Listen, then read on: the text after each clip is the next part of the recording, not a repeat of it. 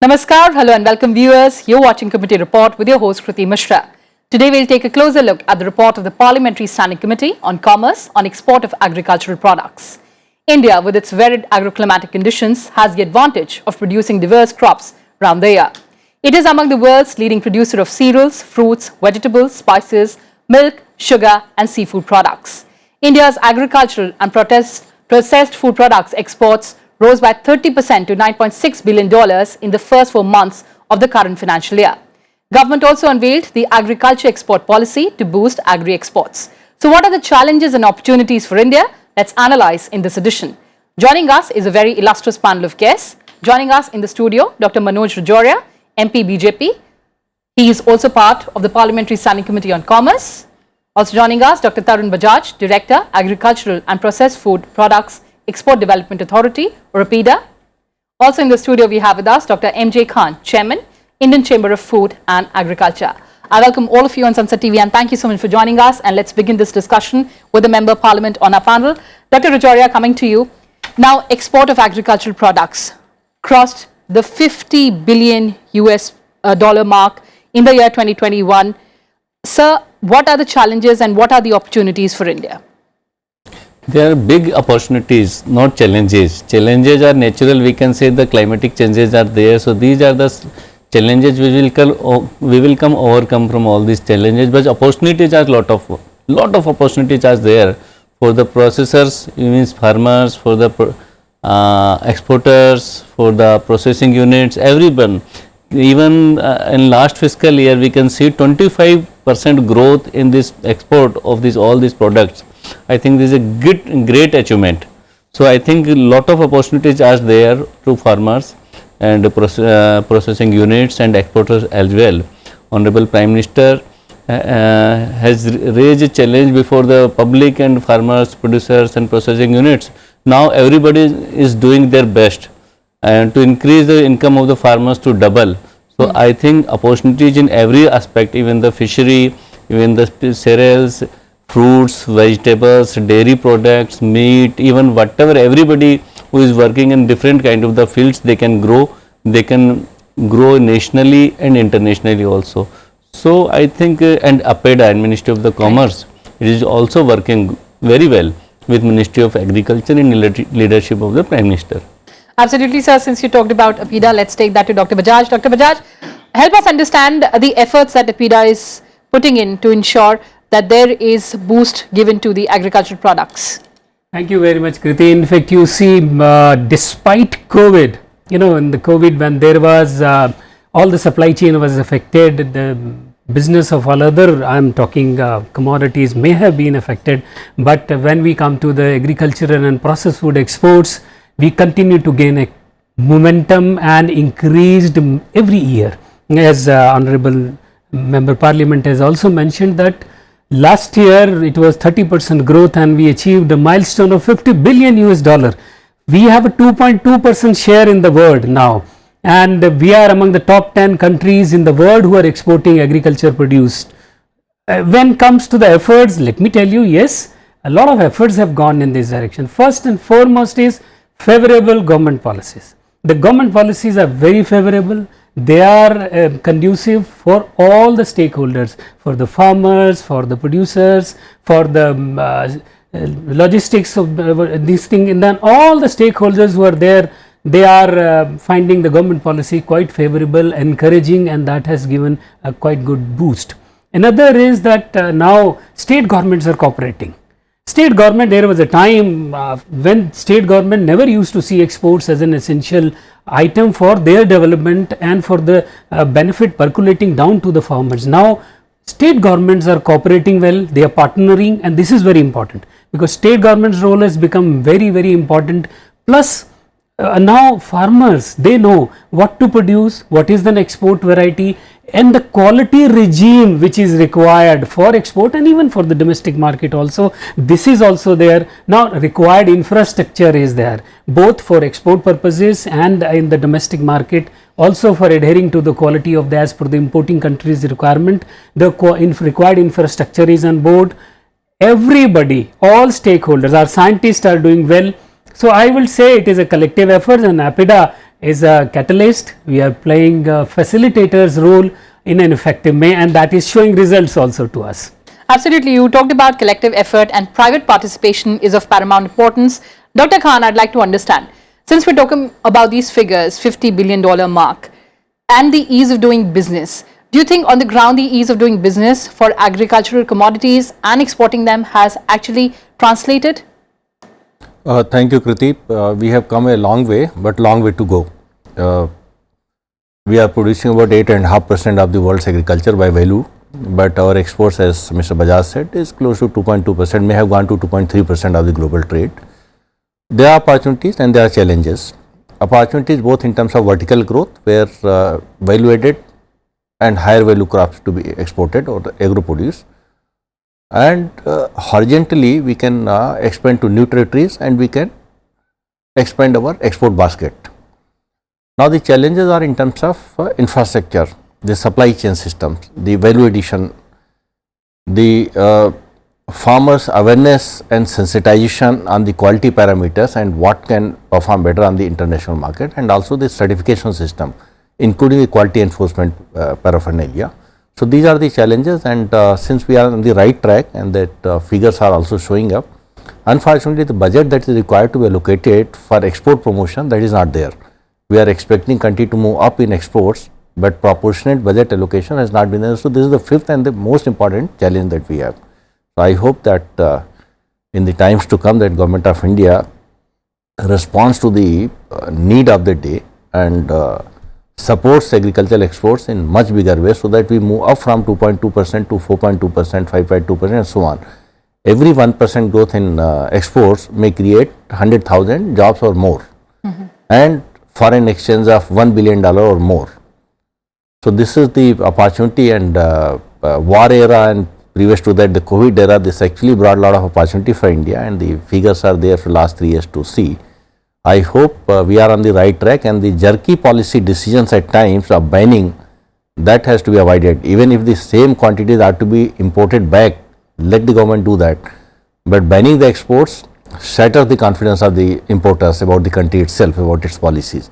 So these are some few things that are to be right, Dr. Khan, you raised two very valid points. Let me take that to the lawmaker of the ruling dispensation on our panel today, Dr. Rajoria. As Dr. Khan said, two things: that we need enhanced budget, and secondly, there has to be policy consistency. Your thoughts on that?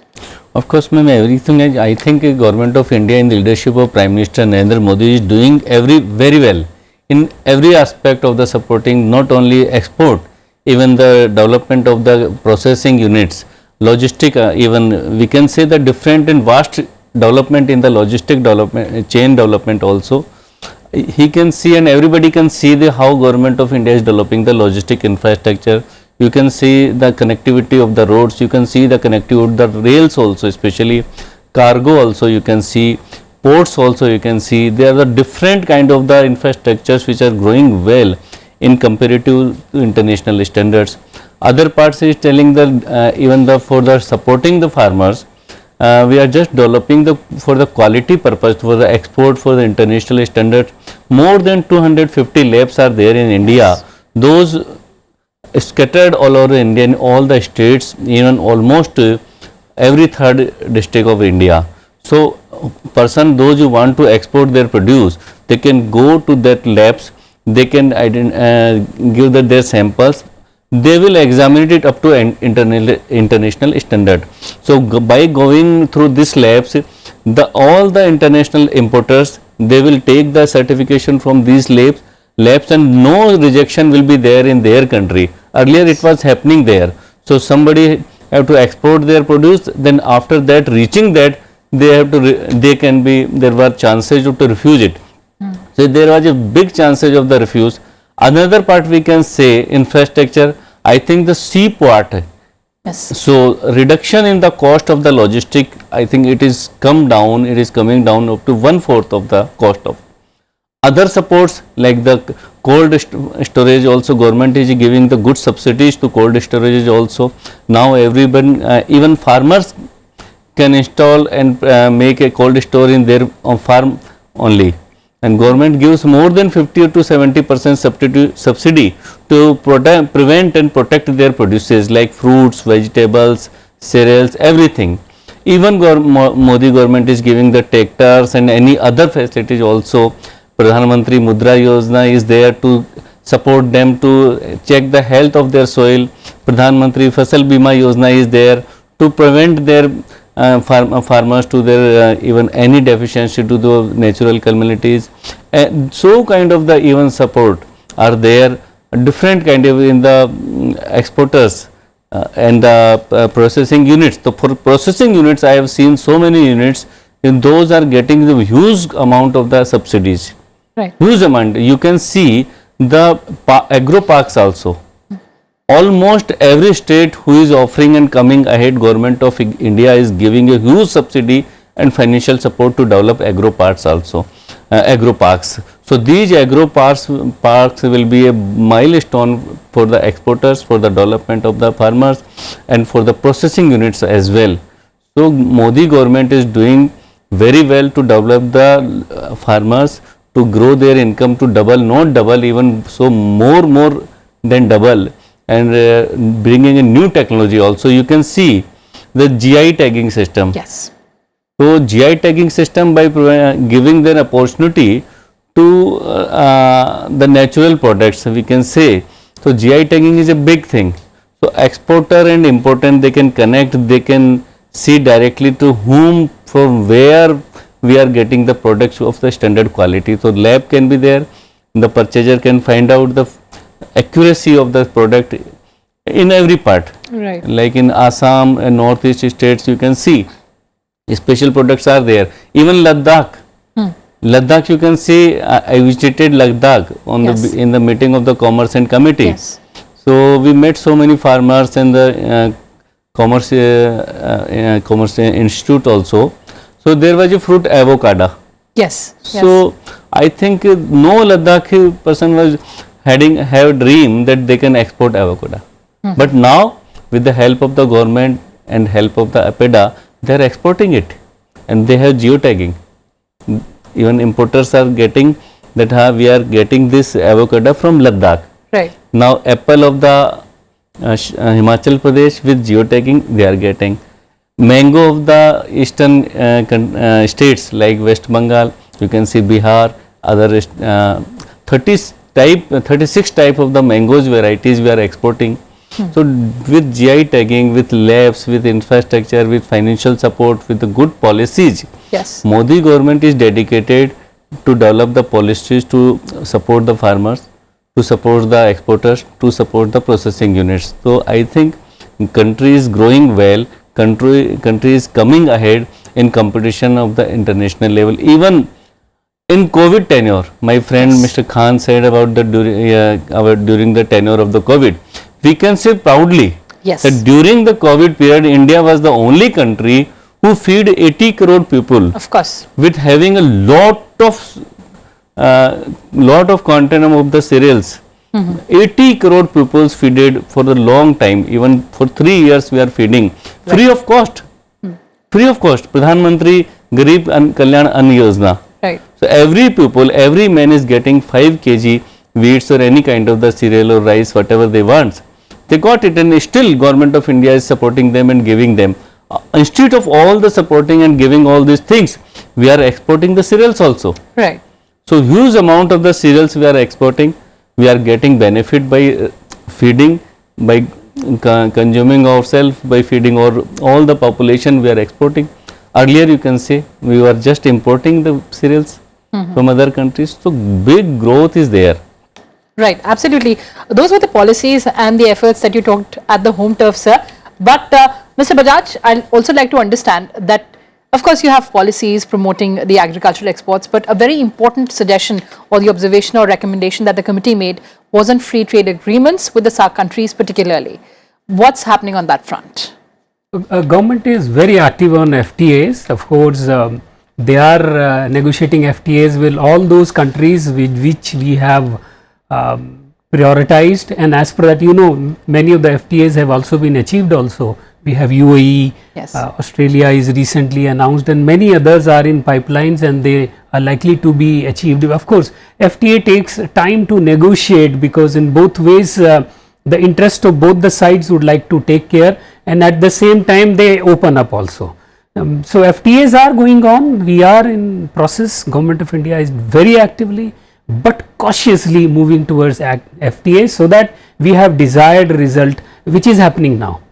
Right. So since we're talking about the markets, I'd also like to inform our viewers that the largest importers of India's agricultural products are USA, Bangladesh, China, UAE, Indonesia, Vietnam, Saudi Arabia, Iran, Nepal and Malaysia. But Dr. Khan, how do we explore new markets, new destinations? I think now brand India is respected, and last 3 years have been exceedingly good. The world is looking at India as a very reliable supplier and of anything and everything that is possible. The only thing is that the constraint that we face internally that need to be addressed, and as the MP Sahab said, government is responding with a number of initiatives and very comprehensive. If you look at the flagship programs in agriculture, I think no other country will match the number of programs that have been launched in the recent years. So now the brand India is being need to be promoted better by consistently supplying good quality products, and exporters need to be sensitized because one rejection of a shipment actually has a cascading negative effect. Yes. So on maintaining consistently the good quality and sending the trade delegation to the new countries which have not been a major blocks with us.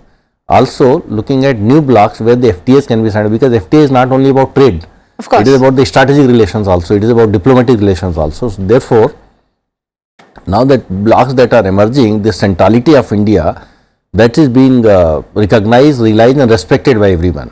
So I believe in the years to come we may not reach our natural level of 8.5% because we are a very large country, but even if next 10 years time we are able to be in the first 5, we are I think currently 8th largest exporter. Tarun ji is the 8th or 7th we are. We need to move up into be the top 5. If that happens, every 1% increase in our participation in the global trade adds about $20 billion more to the export value. Right.